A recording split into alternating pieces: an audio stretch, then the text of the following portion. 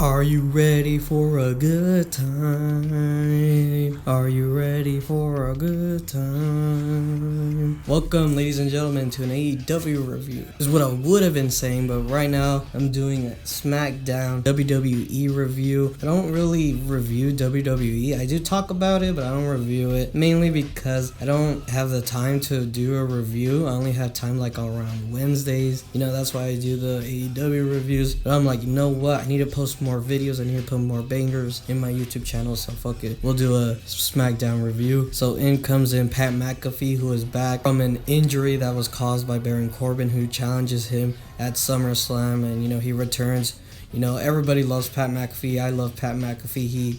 He spits nothing but W's, So he comes in and says, Baron Corbin, that bum ass, gonna get an ass whooping at not WrestleMania, at SummerSlam. By the way, I'm not gonna heavily edit this video, mainly because it's really late. I just want to put out this video. Maybe later I have time and add like little special effects and edits, just freaking do something so you guys can get interested, but whatever. Pat McAfee comes in, talks shit about Baron Corbin, and says, you know what, enough talk, let's bring in your WWE Smackdown Women's Champion, Liv Morgan. So again, Pat McAfee and W's, you already know. He introduces Liv Morgan and she has a match with Natalya. The match is alright, standard Natalya match. She doesn't do that much, big high level stuff, but she's always safe to work in, which is funny because the whole point of this like little rivalry they have, that Liv Morgan and Natalya had a match in a house show, and it appears that Natalya kind of Austin Aries Liv Morgan, where she just left and didn't,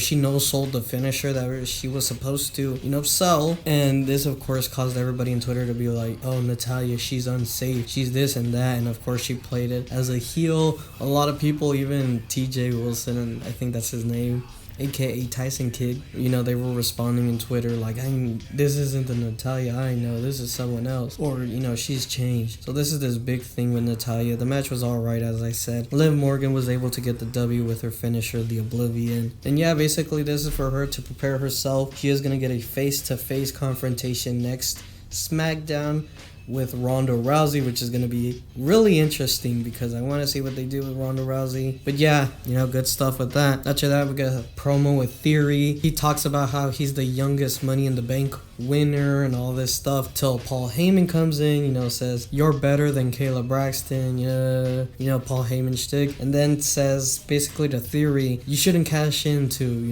Roman Reigns or Brock Lesnar. It's not your time, be smart about this. If you team up with me, you'll be world champion. And Theory's like, nah, fuck you, I'ma cash in. So we have that promo. New Day come in and they basically make fun of the Viking Raiders, who turned heel last week. So now they're angry Vikings now.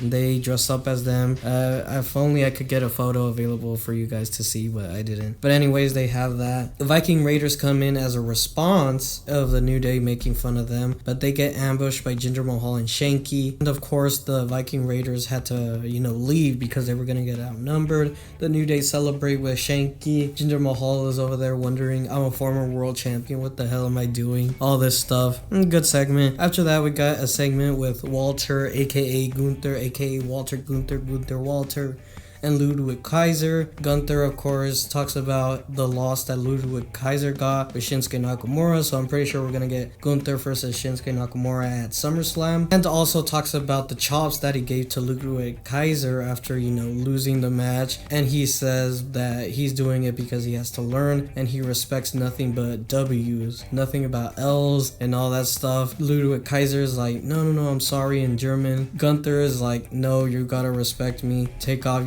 zip down, which Kaiser does, in the behest of himself, and Gunther chops him again. This is an interesting thing I really like about this. Right now Gunther is probably the best thing that the WWE has in potential. Good thing they didn't ruin him. Everybody was worried about the name change. It's a good thing Gunther Walter is doing good. And when he has these storylines, it's pretty cool. A lot of people were like, oh, is Ludwig Kaiser gonna turn on him? I feel like it's more of Gunther Walter showing his merciless heart, how he's so cold-hearted and he'll do anything, to set his, his partners or whatever straight, so he punishes them whenever they do something wrong. I think that adds in his character. So that was pretty good. After that, we have Aaliyah versus Lacey Evans, is what I would have said, but Lacey Evans comes in and says, you guys don't deserve any match of any caliber that I will present to you because you guys don't respect me. I'm a Army veteran, I'm a mother, I'm an American, you guys don't respect me, F you, and she just leaves. So, we don't have any match to, rate, so I guess that match was ass. But I think this is good because, maybe we have good heels for Liv Morgan to face, because after Ronda Rousey, we really don't have any. So, build up Lacey Evans, and she can go after Liv Morgan and have a couple of decent matches. So, that could build up Liv Morgan's, resume as a world champion. So that's pretty good. After that, we got Drew McIntyre versus Sheamus, but not really, because Sheamus says you're gonna face Rich Holland. Drew McIntyre basically destroys Rich Holland. It was a glorified squash match. But yeah, Drew McIntyre is probably gonna face Sheamus next week, hopefully, because those guys always have great matches with each other. Then we go into the next match as Theory faces Madcap Moss. Madcap Moss and Theory they've been basically, the commentary table have been basically saying that they're the future of the WWE. These guys are the future of sports entertainment, the future of this.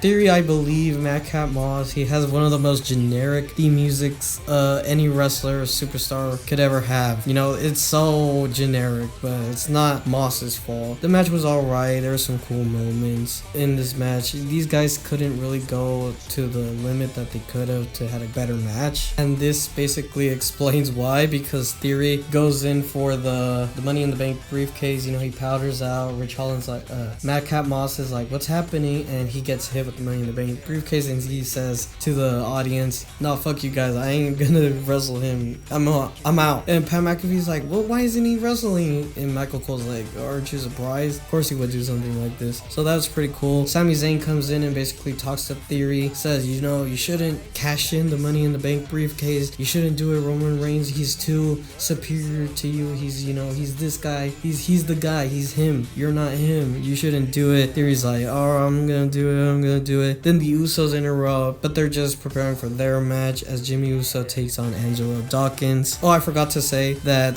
Madcap Moss basically delivers a receipt to Theory after, the beat up with the briefcase. Also, we're gonna get a new member of Maximum Male Models Enterprises or whatever, as Max Dupree presents his sister, Maxine Dupree, so we'll see who this sister is. But yeah, we have the match of Jimmy Uso versus Angelo Dawkins. I think this match was pretty good.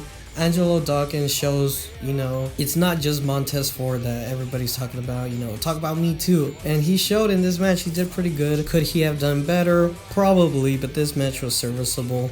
The match ends with Angelo Dawkins hitting the sky high, goes for the pin, but Jimmy Uso's, shoulders were up. So this causes this whole, you can't trust the referee that can give us a, good match. We need a special guest referee, and the special guest referee is Jeff Jarrett, and a lot of people didn't expect this. Kind of makes sense because SummerSlam is taking part in Nashville, Tennessee, and Jeff Jarrett, I think, is born there or has been a major star in that specific area for his wrestling career, so it kind of makes sense why you would add Jeff Jarrett, who is, popular. But storyline wise and even wrestling wise, it doesn't really make sense, but it kind of does when you find out, you find the links of Jeff Jarrett and Nashville, Tennessee, so you have that to hang on. And that's basically the Smackdown review. The Smackdown was alright. I noticed that compared to Dynamite, the matches are so short compared to the ones in Dynamite, where I feel like the matches are too long, A match, you would say, should be 10 to 15 minutes, most of the time. But for the WWE, the matches are like 5 to 10 minutes, and in Dynamite, they're like 20 to 25 minutes. I feel like there should be a middle ground that each promotion should be a part of. That should, 10 to 15 minutes you should only do. You can't overexpose or,